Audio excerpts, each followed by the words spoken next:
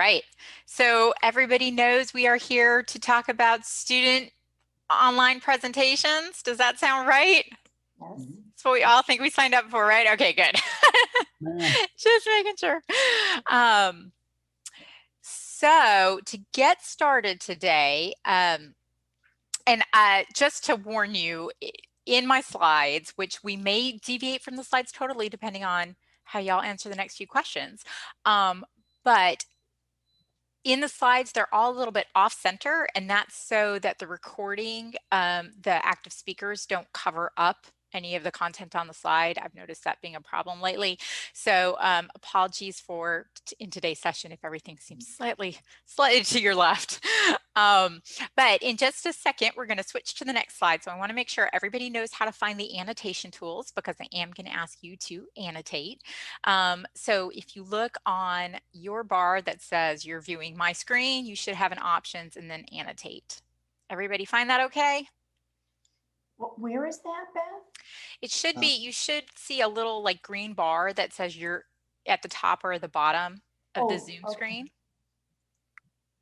Oh, yes. Okay. Perfect. And so then you just select annotate. Yes. And so I see some people doing it now. If you want to test it and make sure it works, go for it. You can do it on the slide. Oh. You do not have to though. One tool that you may really like is the stamp tool. You can just pick think of a kid stamp. So that's going to be a good one for the next few things we do. All right, so if everyone could pause, I'm going to clear the drawings so we can go to the next slide. All right, so the first question I have for you, because I meant to do a poll in advance, but I got too busy. So my first question for you is making sure I know what y'all need. So what is your class like? If you could drop a stamp, or you can type your name, or you can draw whatever, where you fall. And if you have more than one class that you're doing student presentations for, you can put multiple stamps or multiple items on the screen.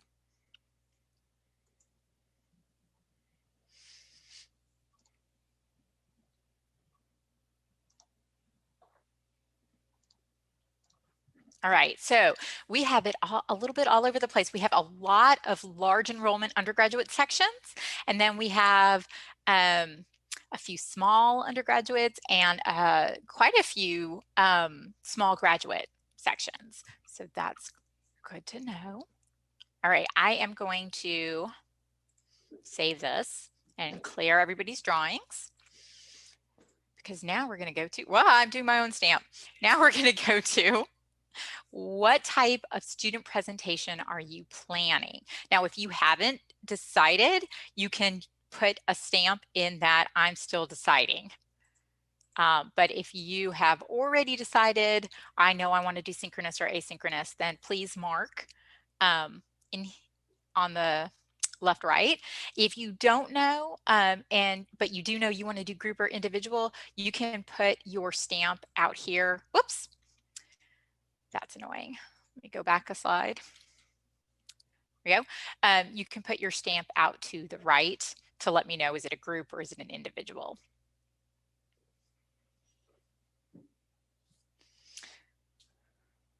Because I did call this group presentations, but I have been doing research, or my GA has been doing research for me also on individual presentations as well. And you actually have a lot more options with individual presentations than you do with group presentations, because it's easier for students to do whatever they want when it's just them versus when they're trying to corral a group together with online.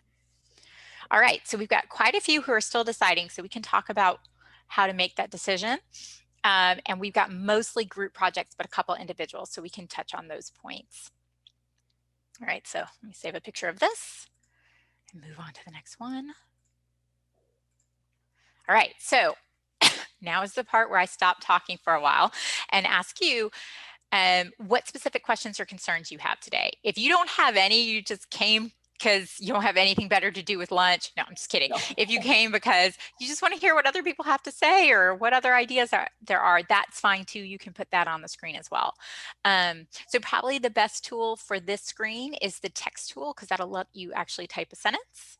And I'm going to stop talking so that you can think for a minute.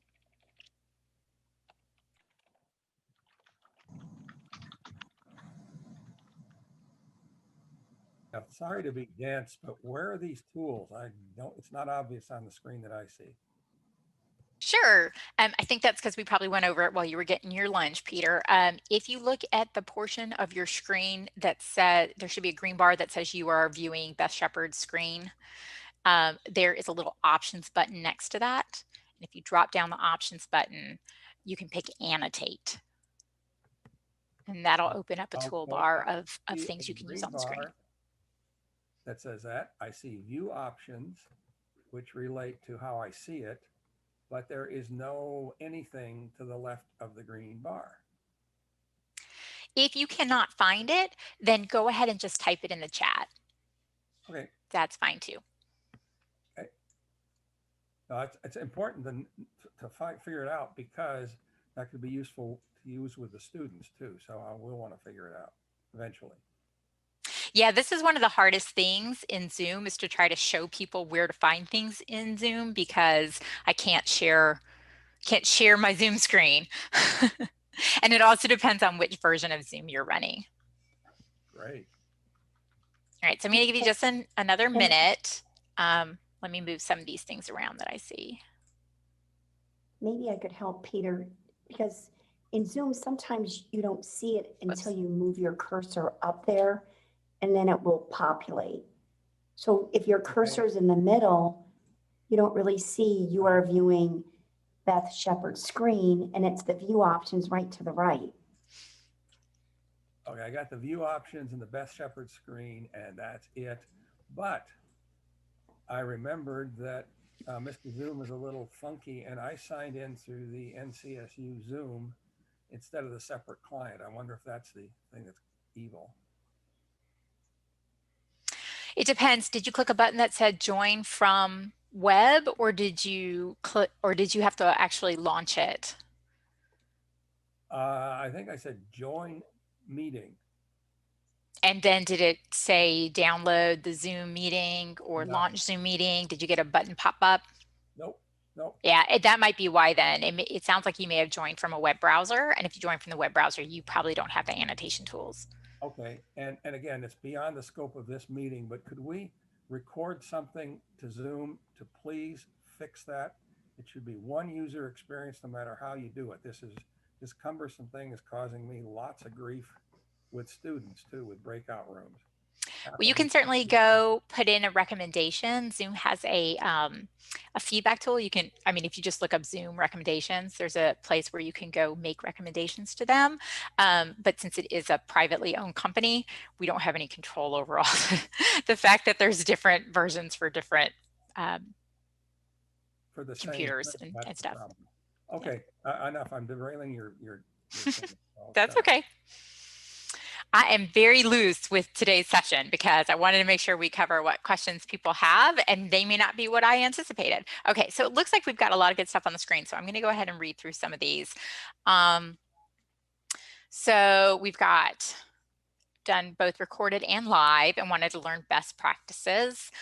Open to new ideas to improve student presentations. Okay, let's see, I'm on the scheduling team and want to get a better understanding how group presentations are created virtually. Learn about online group presentations and ways to manage them.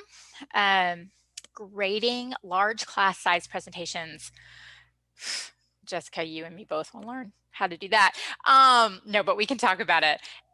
Doing a synchronous course and don't know what you don't know. I get that. How to have a Zoom session feel like a live in-person presentation. I'm going to tell you right now, you are not going to have a Zoom session feel like a live in-person presentation. You're just not. Woo! It's a different thing. It's a different beast, right? So part of it is figuring out, well, what should we do with online presentations differently than we do with in-person ones? There are some things, so I'm going to kind of address that right now before we even move on to other things, because and I don't have all the answers, and I would love to hear from y'all. This is a forum, so everybody's voice is valuable. But I will say that with live in-person presentations, sometimes what you have is, you know, the people who go up to the front of the room and they nervously present to the whole class. And then, sorry, I forgot to mute my phone. And then you get the same 3 students asking questions every time. And that's it. And you can have that exact same experience in Zoom. You have 3 students who do their presentation, and then it's crickets, or it's 3 people asking questions every time. But you can encourage the students, just like you can learn how to use the engagement tools in Zoom, the students can learn to use the engagement tools in Zoom. So you can have them say, you know, if you don't want to speak up audibly, type in the chat. Or they can use, if you look at the participants list, you have these yes check and no X and up and down thumbs, right? And so if your student groups want to do higher engagement, they can say, you know, give me here's a question for you. Would you rather go with point A or point B? Give me a thumbs up for point A, give me a thumbs down for point B. And so they can kind of get the other students engaged through the other tools. The other piece that we're going to talk about is I can't remember what all the answers were since I had to clear the screen. But a couple of slides ago, you know, we asked about synchronous versus asynchronous. And I think we had stuff all over the board, right? So with that, there are some things that are advantages with asynchronous presentations that you can get students engaged more. And there's some disadvantages. So we can go into that. And then to learn more about what others are doing for group presentations. That's all great. All right, so I'm going to try to remember all of these. Let me take a picture before I forget. Save.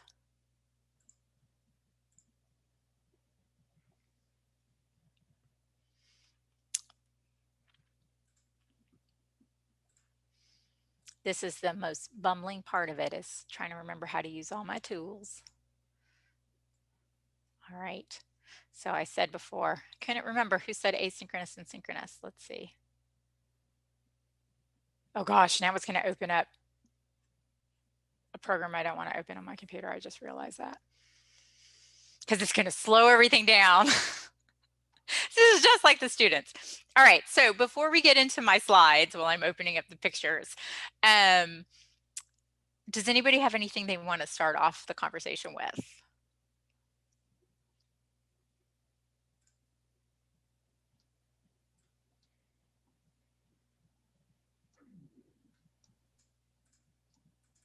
So Beth, I'll start off. This is Chris. Because this is my first evolution doing a synchronous course, and I've avoided presentations in the asynchronous version of the course, I'd love to hear from other people. What are they doing now that seems to work? Or what are they doing now that doesn't seem to work, so that I can make different mistakes, not make the same ones? Hey, Chris, this is Scott. I've done both. Presentations are an integral part of all my classes. Yeah. I'm the one that wrote the classes. I'm the one that wrote that stupid question, Jeff, how you make it real life, because it's not a stupid question. We got to figure that out some way. Yeah, I do it both ways, Chris. I think it works, not as well as I'd like for it to work.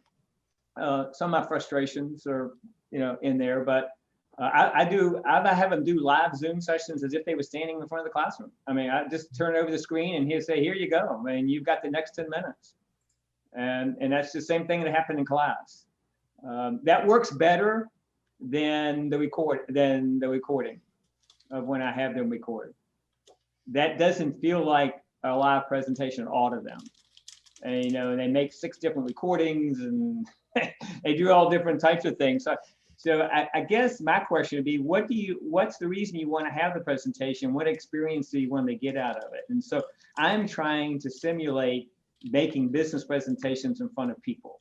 And so for that reason, I try to stay alive anytime I get an opportunity. That's what I'm trying to do, because that's what I want to help them with, is live presentations, even though, it's not, maybe this is as live as it's going to get, I don't know. But anyway, but that's why I kind of resist the other. But and I even in my asynchronous classes, I have them do live Zoom sessions to me. So you can have them do live to the class, or you can have them do live to you. Matter of fact, I have one at 6 o'clock today, live to me. or you can have them record it. That's what I've seen. Beth, I mean, I don't know if that's a total population, but that's what I've done. No, I think that's true. So much depends on your population. Right. Does anybody else want to add to that Thanks, before Scott. I get into my Yeah, slides? I'd like to add, because I've done both. In synchronous, I do the same thing Scott does. I do it live. I'm insisting the students have cameras. A lot of them are either have the cameras off or don't have cameras when I keep working on them. The asynchronous is a little different because by design, it is asynchronous. I don't have the authority to ask them to do anything synchronously. So what I do, although I did get away with having them meet in small teams at times they choose, what I do is have the teams present, record it, record by a certain date. Then I get the recordings, the Zoom recordings, and I publish all those as invitations to everyone else in the class. And their assignment is to view all the recordings and evaluate them and I send those like that. evaluations back. And part of those evaluations give them experience in, kind of grading, so to speak, but evaluating more. It's not an ABC kind of thing, but also it combines, or when combined, gives feedback to the team presenting. And although that's more cumbersome than doing it live, in the asynchronous environment, that's the closest I figured out how to come to it. I like that. Thanks, Peter.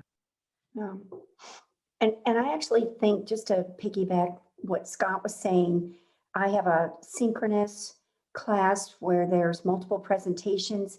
I think it's great experience for the students to learn how to present well using Zoom, because even when things get back to normal, I think we're always going to have some, maybe not to the extent of the quantity, but I think we'll always be presenting via Zoom. So I just think it's really great experience for them. I actually find the synchronous presentations easier than the in-class, the transition from groups, because before the presentations are presented that day, I give the presentation order by the team, so they know they're next. And it's just a matter of they start sharing their slides versus the other group, and it just goes a little bit more smoothly.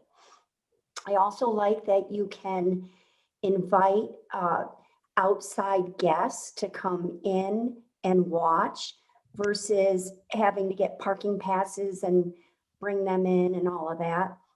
I actually think, as a result of doing this, that when things get back to normal, when we're in the classroom, I think I'm going to have my students continue presenting via Zoom. That's great. Gosh, these are all great. Y'all are hitting on all my slides already, so this is perfect. I do want to mention I have 2 documents that I have not finished. I haven't finished working on, so I haven't sent them to you yet, but I'll send them out early next week that my team has been working on. And one is kind of, I don't know if y'all can see this now that I'm sharing my screen, but one is how to choose what kind of group presentation structure you want, right? So mostly synchronous versus asynchronous and how they're going to deliver it and whatever. And I'm also going to go over that in the slides. The other one is actually aimed at students. So this is kind of guidelines for giving group presentations. And obviously you can change it as much as you want, but it's kind of just some guidance on here's tips for giving presentations. And there's specifically sections that are focused. I mean, a lot of it applies to in-person or online, but some of it is specifically for virtual presentations. Let me go back to my slideshow. I have been taking notes on everything y'all are saying, hopefully. So those will be included when we go forward. But let's talk a little bit, since we talked about, we haven't totally decided on synchronous versus asynchronous. And I think Patrice and Peter already talked about, and Scott talked about some great reasons to do it synchronously. There's also, or asynchronously. So I'm going to kind of touch on some of those. So with synchronous presentations, obviously one advantage is that you and the other students can ask questions in real time. They get a feel for what it's going to be like to present in Zoom if they do that when they go out to the real working world.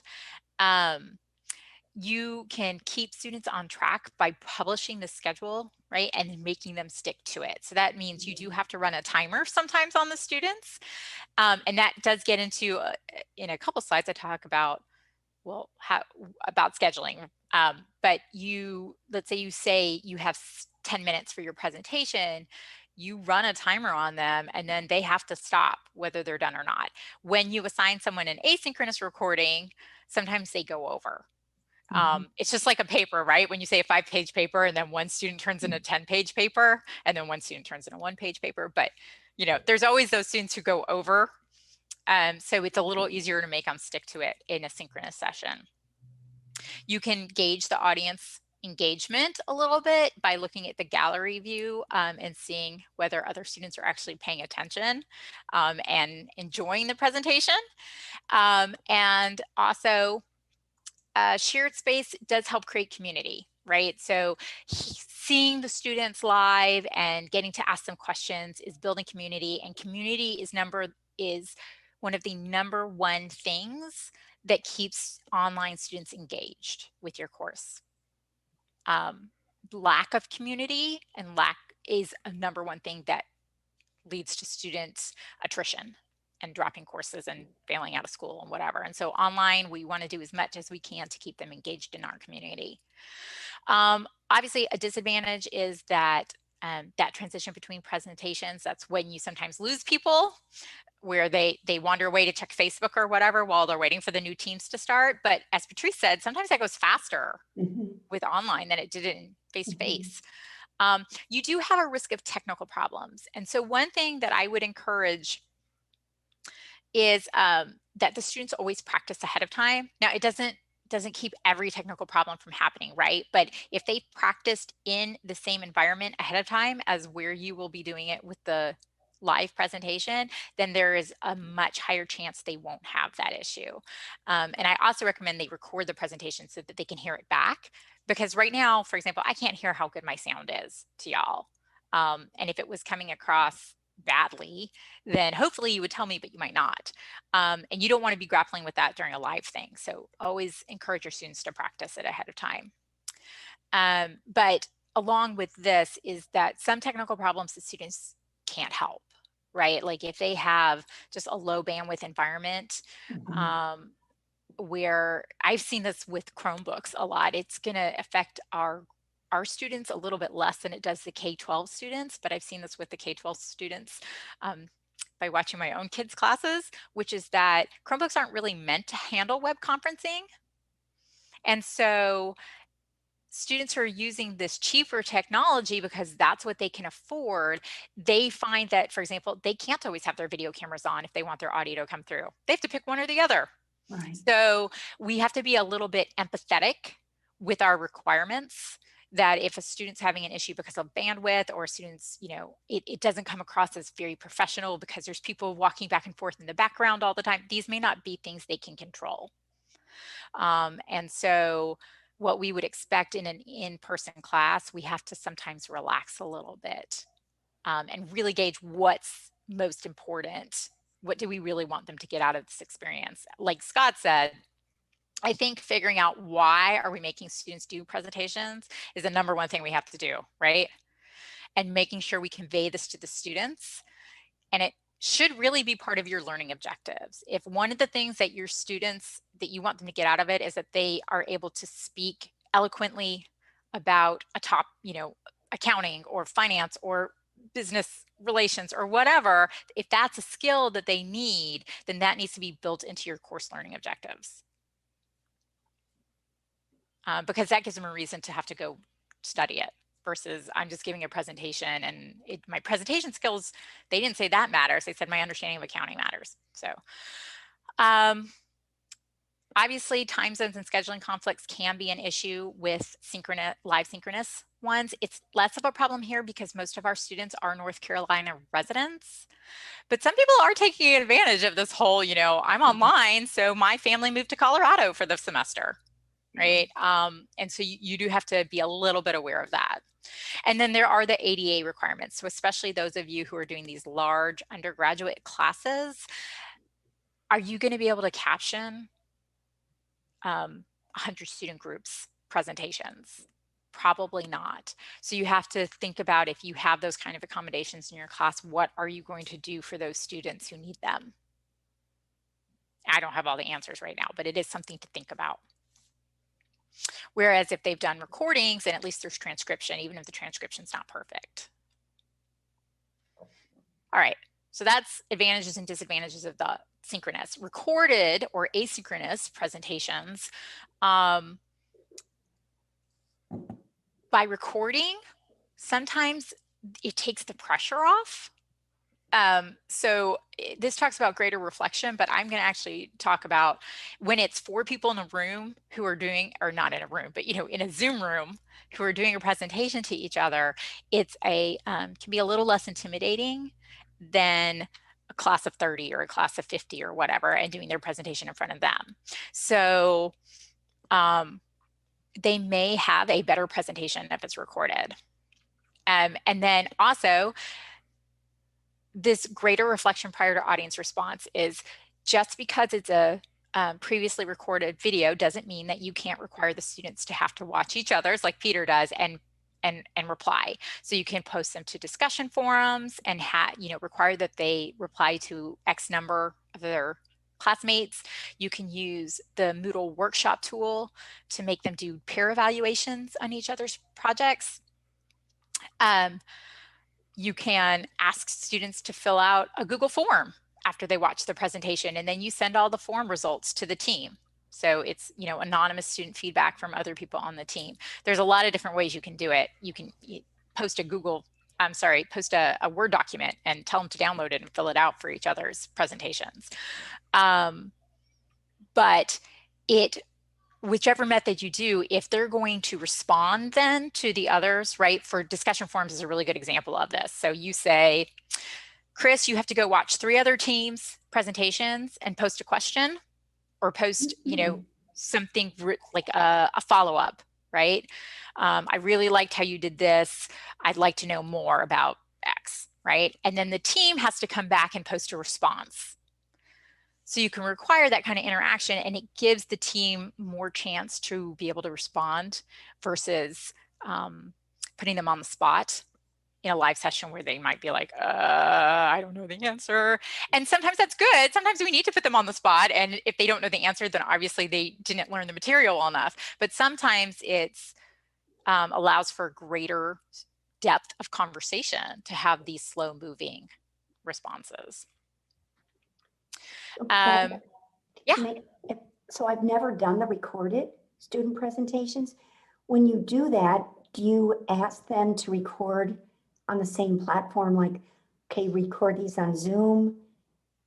And they have the ability to do their individual Zoom, or do you have them use the class Zoom link? Or so if I understand the best way to manage that. Yeah. So if I understand your question, you're saying, do you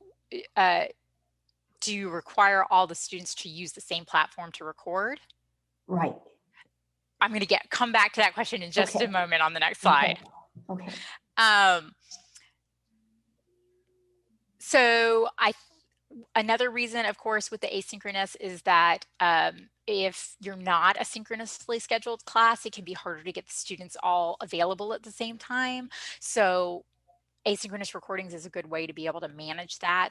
Also, with really large undergraduate courses, again, rather than say you have to watch every other team's presentation, if you've got 20 teams, that's a lot of presentations. You're probably already feeling the strain of watching that many. So you could say, you're required to watch 4 of them. So that's just something to think about with asynchronous. The other piece with asynchronous is,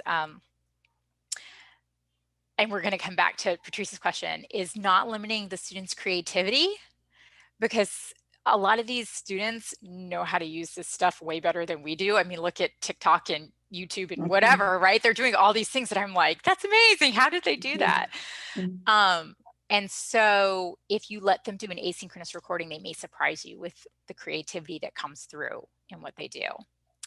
Obviously, the disadvantage is it requires this higher level of commitment and independence by the students. That's especially true with undergraduates, right? They have to make sure they get their stuff done. And now they don't have a set time. I mean, they have a due date, but they don't have like, I'm presenting at 6 p.m. And so that can be hard for undergraduates, especially. I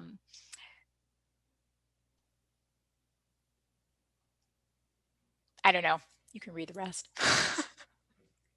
Hey, Beth, I often Yeah. require the groups when they're in person to present to me, come talk to me before they present. So you can do the same thing with this if you have an issue on timing, can't keep them on task. Just say, so many days beforehand, you got to come and talk to me about what you're doing. Not present it, but kind of do a dry run type of thing and kind of keeps them on track. I do that when it's live. So. Yeah, I think that's a great idea. And I always recommend with anything, whether it's a presentation or a project or whatever, scaffolded learning is always better, right? So rather than say you have this one big project or this one big presentation due at the end of the semester, right? They have to turn in their idea during the second week, right? They have to turn in an outline. They have to turn in a rough draft. They have to do a mock presentation with you where you give them feedback, and the grading is only on doing it, not on how well they did it, so that they have these chances to build up and improve over the course of the semester. I think that's a great idea. Chris, so there was a question in the chat from Chris about, does anybody have a web-based or Mac OS-based timer recommendation? I'm so busy writing notes down, I wasn't paying attention to you. No, I'll tell you right now.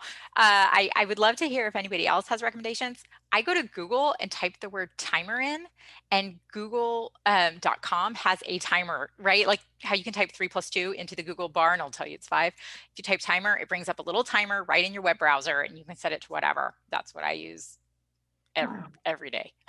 And so can the student, if they're doing presentations like this right now, do they have access and can they see the timer as well, or? Only if you were sharing your screen. Right. Unfortunately, there's not a built-in timer in Zoom.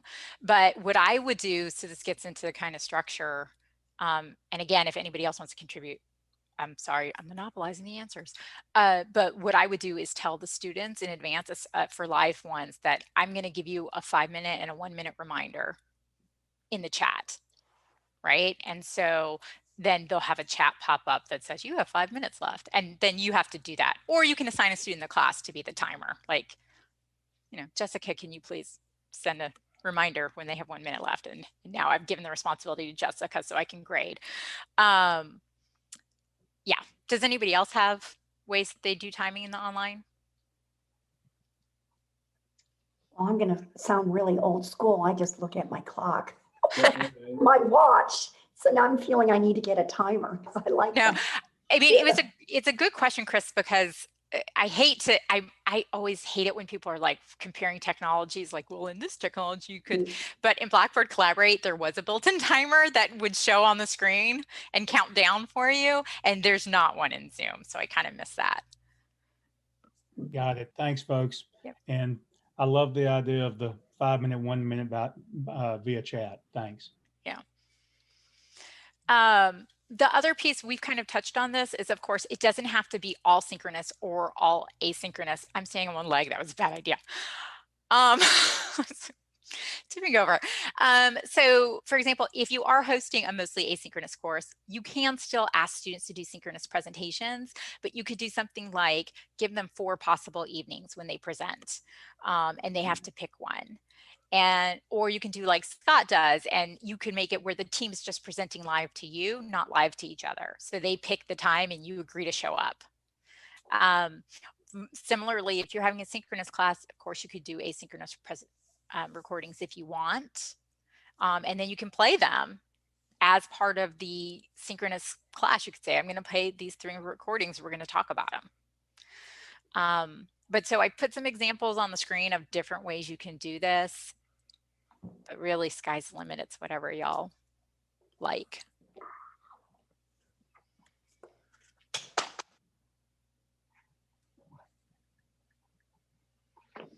All right, ready to move on? Or does anybody still need to see the slide? Okay, and I will be sharing the slides again, probably early next week.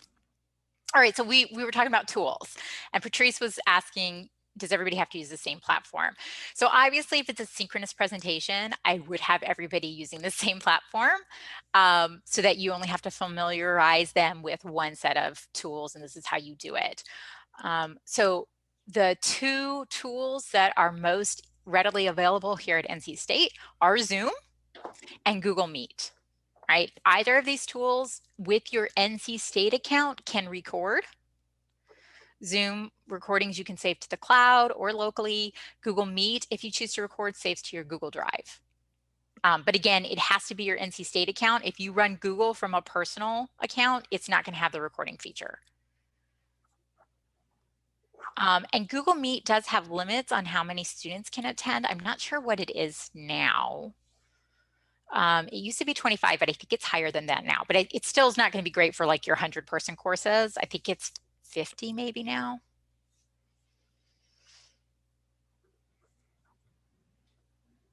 And when you're scheduling synchronous presentations, things you want to consider is, again, if you're breaking the schedule into multiple times, let the groups pick what time they want to present, right? And there's so many ways you could do this. You can do a Google spreadsheet where you've got available times and you tell them 3 teams per night, and they're smart enough to count.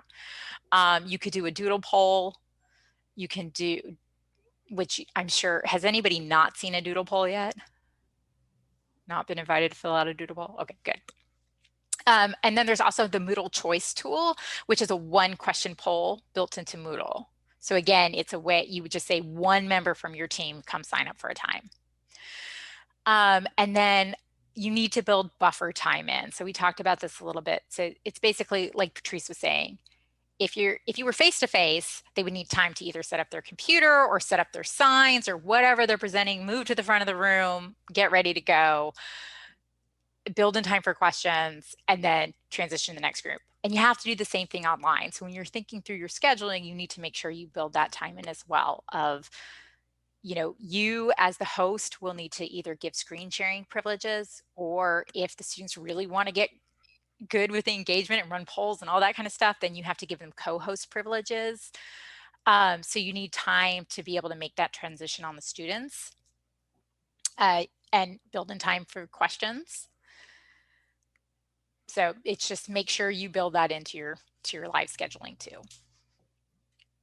All right, for recorded presentations, it gets a little more complicated, but a little more exciting too. So for groups, you can still use Zoom. Any NC State student can use Zoom and record to the cloud or record locally, as long as they're doing it for NC State business, which is class assignments are 100% that. So that's a really easy one. And in the document I'm going to send you, there is a link to Delta's teaching with Zoom guide, but it applies to also presenting with Zoom. So it's just the basic how-tos of how to use the tools if they don't already know how. Again, they can also use Google Meet and record as long as they're using their NC State account. If they log in with a Google personal account, they're not going to have recording privileges. And then I put in here students' creativity, because again, some of these students, like, they know how to record things and edit them together and put in special effects, and like, you're going to get a recording that blows you away. So what I always recommend is give them guidelines, right? You have to let them know what you want to see.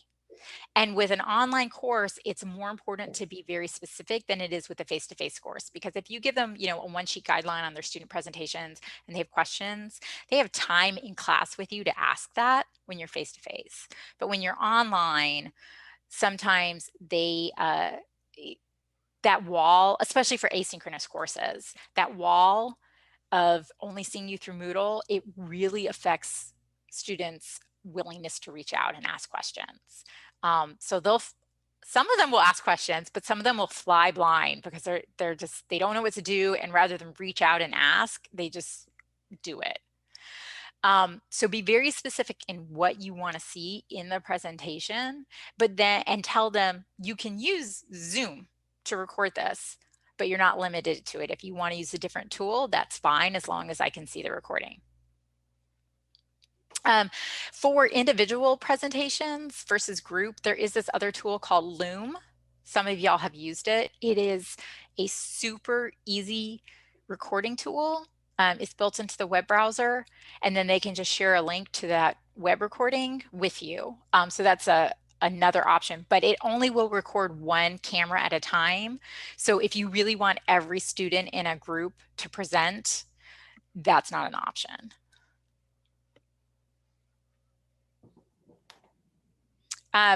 Then the other piece is, okay, so it's, yeah, go ahead, Chris. So just to clarify for me, with Zoom individual accounts, does every NC State student have a Zoom account? Yes. Okay, all right. I did not know that. So yes, good for me to know. Thank you. It is good for you to know, especially because we can talk about this in our other meeting. But if you want to do breakout rooms and pre-assign who goes into the breakout rooms, they have to log in with that NC State account. Yep. Thanks. Yeah. So the other piece too, okay, they've recorded. How do they share that recording with me? You do not want your students uploading MP4s to Moodle. You will break your course. I see Jessica's like, no, don't do that. So if they're recording in Zoom, they can record it to the cloud, and then all they have to do is give you the URL to go view it, or give the other students the URL to go view it. If they're recording in Loom, they can get, it will save to Loom, and so they can give you the URL. But if they're recording using another tool, then they either need to upload it to YouTube or to Google Drive. Google Drive, now that it owns YouTube, has made Google Drive actually it's a streaming video option. So you can store videos there. And in the document that I'm going to send, there's kind of like, I don't give you the instructions on how to do it, but I put the link to, here's the instructions for how to do it, that you can share with your students. So, and I always recommend doing that versus just straight out giving them, here's how you do it, because like Peter was talking about, some people are on Macs, some people are on PCs, some people are going to record a video with their phone. And so you don't want to be responsible for, here's how you upload your video from all these different devices. Just point them to where the instructions are. So FERPA. Because of FERPA, and Peter, I see that you have a question, so make sure I don't forget you. But I do want to address real quick. If you are asking students to record a video and share it, FERPA expectations. Within the class, there is no expectation of privacy within the class. So it's perfectly fine to say you have to record a video and everybody watches it. You can't really require that students have to show their face. You can tell them they have to, but if they're like, I'm not comfortable putting my image in this for whatever reason, it might be religious, it might be stalking, it might be whatever, they can just choose not to, then you can let them just record audio or, whatever. Or audio with PowerPoints, but not necessarily them on screen. Now, I know it's really important to get a feel for how students present, because that's a skill you want them to learn. So what you might think about doing is saying, I want to see a recording of you with, with your video. If there's some reason you're not comfortable doing that, reach out to me and we'll come up with an accommodation. And so that might be where, like Scott said, maybe it's a one-to-one where they present to you, but it's not recorded. So that's just something to think about. But if you are asking them to post it somewhere that is outside of a lockdown space, Moodle's a lockdown space, like YouTube or Google Drive, then you may need to get them to sign a FERPA consent form saying, I agree to post this somewhere else. But also you can point them to how to change the privacy settings on things. So for example, on YouTube, you can make a video unlisted, which means it's not going to show up if somebody just does a search on YouTube for a video. They would only find it if they have that direct URL. This does not prevent 100% of access to it, right? So for example, if I was worried about a stalker and I put this URL in the Moodle course, and then a student in the Moodle course takes it and posts it somewhere else, it's no longer private. So with FERPA, make sure you let students know you are not allowed to share these links outside of the class. And then two, if somebody is really concerned, because again, we've got students who've been stalked and stuff, they can make things like YouTube videos private where only specific accounts can access it. So they maybe that's another place where you do an accommodation. So I'm only going to give permission to NER's account. She's the only one who's allowed to come watch it because I'm going to give permission to her NC State account. And it's not open to anybody else to log in and view it. And in the handout that I'm writing for y'all, there is a link to, not mine, but someone at the university made a sample FERPA consent form. So there's a link to that. Beth, doesn't the clause, the standard clause that we all are supposed to have in the syllabus cover a lot of that? You know, the clause that says, hey, I acknowledge that when I take this class, my image and so on may be shown or copied or recorded. It covers everything that is stored within Moodle. So, but if you move outside of Moodle, right? So if you're saying, I'm going to store this on YouTube so that you can view it, it's no longer covered because those are not locked down by the university. Now, Zoom is, which category would Zoom fit into? Zoom, that's a great question. If I understand correctly, because of the privacy settings that you can put on Zoom, where you can restrict it based on password and stuff, it's kind of in this murky middle area.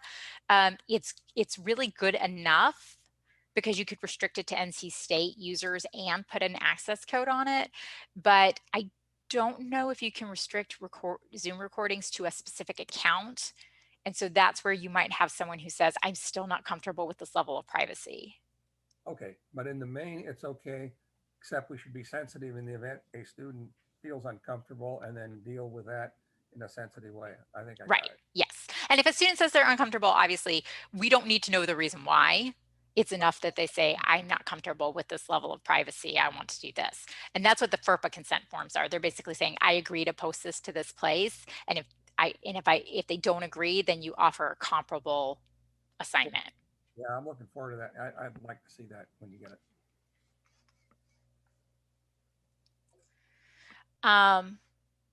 So we talked about this a little bit already. Make sure I haven't forgotten anything.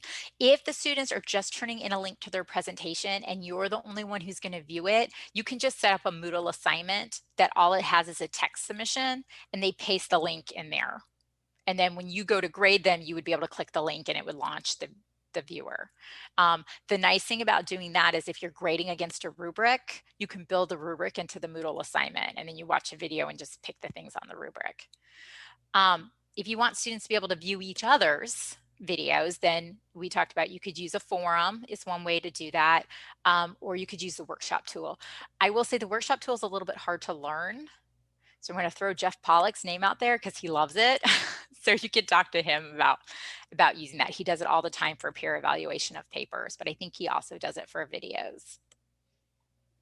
Okay, Beth, I use a third way. It is clunky, cumbersome, time consuming. But what it does is ask the students to fill in information and it'll have their name when they submit it to me. I then strip the names off and provide the set for team A to that particular team.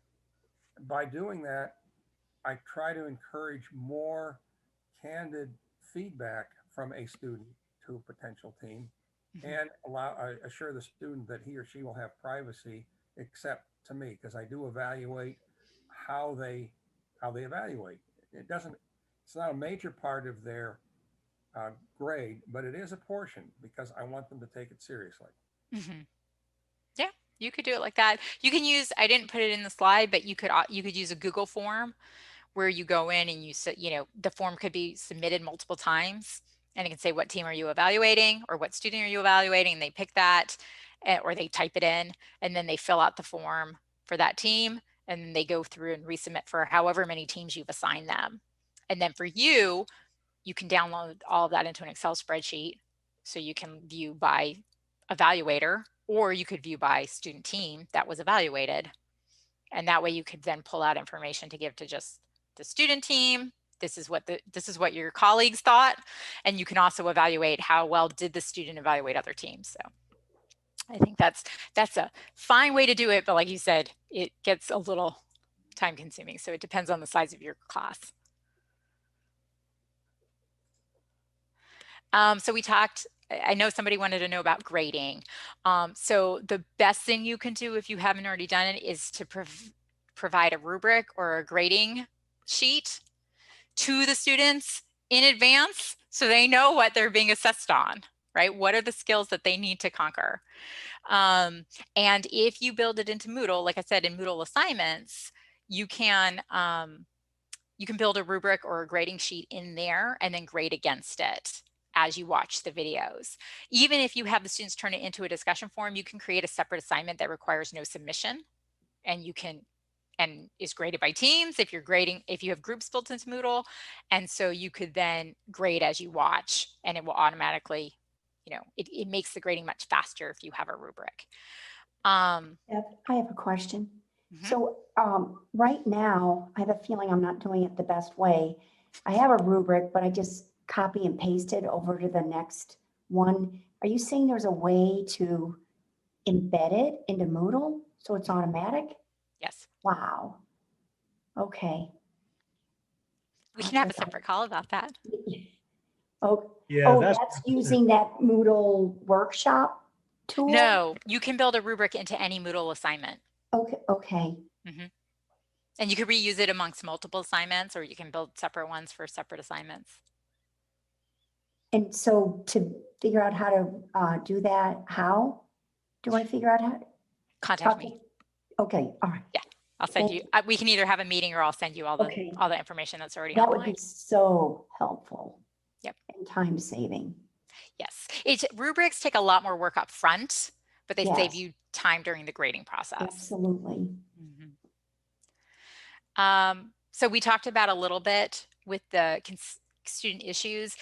And again, it's just sometimes you have to be a little more accommodating than you would for a face-to-face class in terms of expectations. We're going to forgive students whose audios completely give out, or we're going to reschedule them, or, we're going to do something to help those students. We maybe don't require so much professionalism as we would require if they were live in a boardroom, right? Because they can't help that their dog barks every time anyone walks past the front door. This is my house. We have 4 people in Zoom and a dog who goes nuts, and it makes not every situation professional. And Chris, I saw you circled low bandwidth causing issues. Sorry, I thought that was only on mine. I was trying to. Oh, that's okay. Oops. It's good to point things out. I think that might be all of my slides, but general recommendations. We talked about this already. Give them very, very thorough guidelines. Make them record a short practice. Make them do it. You can even make it, they turn that in and it's just you did it or you didn't do it kind of grade, right? Like you don't even have to watch it. Just forcing them to turn something to do it so that they see what their technology is like. And then if it's possible, it's not always possible to do this because maybe this is your first time doing it in an online course, but if you can show an exemplar presentation or a baseline, right? So exemplar is like, this is awesome. This would get an A+. Baseline is sometimes even better because when you tell people like, this is a solid B and they want an A, then they know they have to do better than that. But sometimes when you show the very best you can do, all they try to do is copy that video. Right? But if you say, well, this is a good solid effort, but you could do better, then they'll go above and beyond if they really care. And sometimes maybe if you don't have one already, you can still maybe you have YouTube videos of things you've seen that you can show and say, this is a good presentation, right? That's just something to think about. Beth, I have to your point about sharing an example, like if you had one from a prior semester, how does FERPA work with that? Can you specifically ask the student for permission? Like if you say, hey, I'd like for my next round of this course, or is that enough? Yes, Jessica, I'm so glad you asked because I meant to mention that and I forgot. Yes, you just need to get their permission. So you can do it 2 ways. One is you can build it into the FERPA consent form that says, your fellow classmates will see this, and you can have another checkbox that says, you know, like I opt in to allowing mine to be shown a future semester, or, you know, if it's after the fact, you can always just ask that student for permission, and then they'll either say yes or no. Okay, great. Thank you. Good to know. Yeah. What else? We've got 2 minutes left.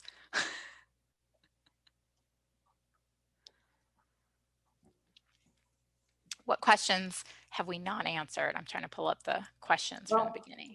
I have a question. So in my one class, market research, I've always had the students do a written presentation along with an oral presentation. And the other day, I actually had a market research firm come in and present, and they actually showed an actual client presentation, which was really great to see. But I asked them the question if they also provided them a written presentation. They said absolutely not. And I'm thinking, have things evolved? Does anybody do written presentations anymore? Because I always thought writing skills were so important, but it just seems real world, the written presentations are not really being used according to this one company. And then since then I asked another company, they said, oh no, we don't do written, everything's oral. I'm just curious what other people do. Because I'm thinking of dropping my written presentation component and just making it more oral presentation.